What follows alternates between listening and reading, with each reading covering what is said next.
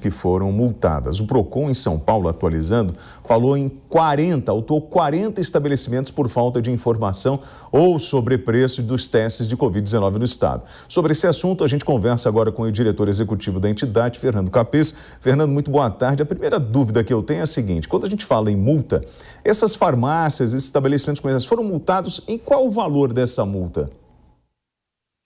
Olha, muito boa tarde. Eles ainda não foram multados, eles foram autuados, quer dizer, foi feita a constatação de que eles não apresentavam preços ao consumidor. O consumidor ficava sabendo do preço só na hora, na boca do caixa ou antes de fazer o exame, o que é uma falta grave, uma prática abusiva prevista pelo Código do Consumidor. E também os preços giravam em torno de R$200 a R$400. Então, houve um auto de constatação, foi feita a constatação. Agora eles têm 72 horas para justificar por que eles não colocaram preço avisando o consumidor e por que os preços pularam de 100 para 200 ou 400 reais. Após essa explicação, aí é lavrada uma multa que ela é proporcional ao faturamento do estabelecimento.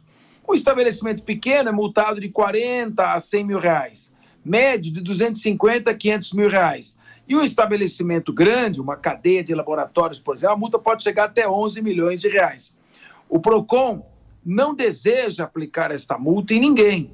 Não é desejo do Procon, numa época de pandemia, que a gente sabe que o empresário também sofre, punir aquele que produz. No entanto, práticas especulativas e oportunistas não podem ser toleradas durante a pandemia. Existe a figura, que é a figura do abuso de direito. Ele tem o direito de fixar o preço, mas se ele se aproveitar da necessidade da população para abusar desse direito, ele implica numa violação ao Código do Consumidor e à própria legislação civil. E aí ele vai ser multado, infelizmente, mas não há outro jeito. Capês, me tire uma dúvida. A partir do momento que você fala para mim que é um ato grave, aquele de não informar o preço, qual seria a justificativa que reverta essa situação e que não gere uma multa? Olha, é difícil dizer, mas não há justificativa. É que tem um prazo legal em que se concede para que ele apresente alguma explicação justificativa. A exposição do preço é um direito básico de informação do consumidor para que ele não seja surpreendido e muitas vezes até numa hesitação acabe pagando o que ele não quer pagar.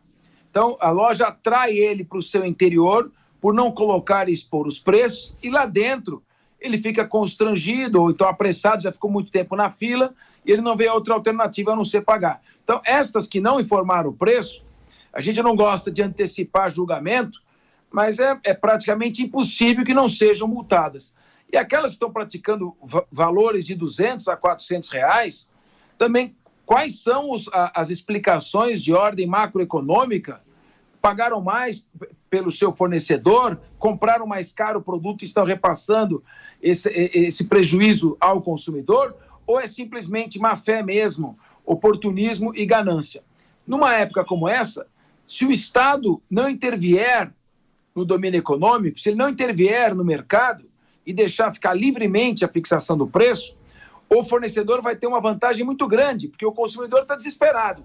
Ele precisa do teste, ele não tem outra alternativa. Então, ele pega e explora essa condição de inferioridade do consumidor e joga o preço no patamar que ele bem entender. Essa é uma típica situação em que o poder público deve intervir para que as pessoas possam pagar o teste de acordo com a sua capacidade econômica, e que não é R$400, porque ninguém vai fazer um teste só no mês. Você acaba fazendo 2 ou 3 testes. Cada hora que você tossir, tiver com alguém que tem sintomas, você vai querer testar. E não dá para ficar em R$400 nesse patamar. Então, essa é a função do Procon. Não tem acordo. Ou seja, não botou o preço, é regra do jogo, tem que esperar o prazo de 72 horas, mas vão ser multados, ponto, e precisam pagar essa multa. Agora, eu observei na reportagem, estou falando sobre a indústria, né? A indústria que prepara esse kit. O senhor notificou a indústria, quantas indústrias foram notificadas? O senhor fala o seguinte, eu quero saber por que aumentaram, se tem problema no estoque, se o fornecedor não entregou os insumos, como fiscalizar isso e quantas empresas ou quantas distribuidoras ou laboratórios foram notificados? Olha, é o seguinte, uma coisa leva a outra, né? Primeira é aquela ação sobre o fornecedor direto, aquele que tem contato direto com o consumidor. Então eu quero saber quanto que ele pagou pelo teste quando ele vendia R$90. Quer dizer, o fornecedor dele vendeu por quanto para ele poder vender a R$90 ao consumidor? Bom, ele está vendendo agora R$400.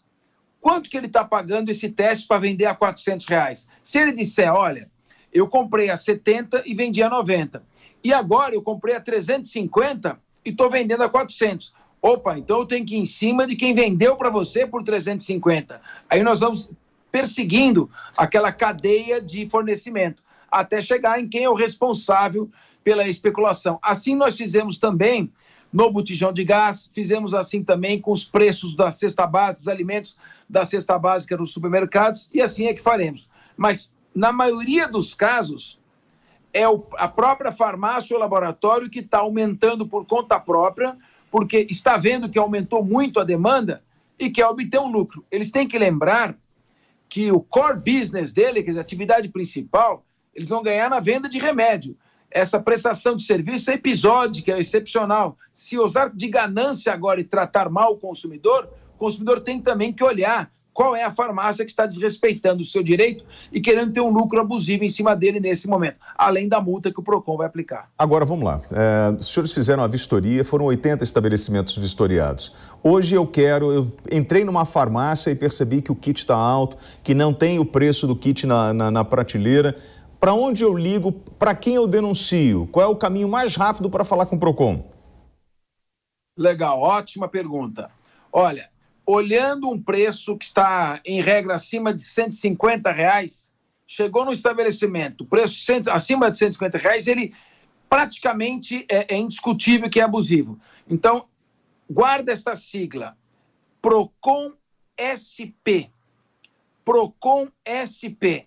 Com PROCON SP, jogando no Google a palavra PROCON SP, com o celular dele, da onde ele estiver, abre a página do PROCON e ele diz, nesse endereço estão vendendo o teste Covid a tanto. Isso nos ajuda para irmos diretamente ao local. Não precisa telefonar para ninguém, mandando pelo PROCON SP no site, fazendo a denúncia eletrônica, o PROCON toma conhecimento na hora e vai ao estabelecimento. Ou pode entrar nas nossas redes também, Instagram, pela internet, é muito mais fácil. E todo mundo hoje tem um celular com capacidade para enviar uma mensagem. Então ele coloca PROCON SP no celular, abriu a página, faz uma reclamação eletrônica em 2 minutos, se tiver dificuldade, sempre tem alguém ali que é mais internet, pode ajudar e faz a denúncia. Vamos combinar uma coisa então, vamos marcar no relógio 72 horas, depois você passa para a gente a relação aí dos estabelecimentos que foram multados e os valores para a gente poder divulgar e que isso de alguma forma sirva de exemplo para as pessoas se enquadrarem dentro de uma lei do direito ao consumidor para que isso não volte a acontecer. Nós conversamos com o diretor executivo da entidade, do PROCON, Fernando Capês. Obrigado, Capês, pela gentileza da entrevista. Um abraço, boa tarde.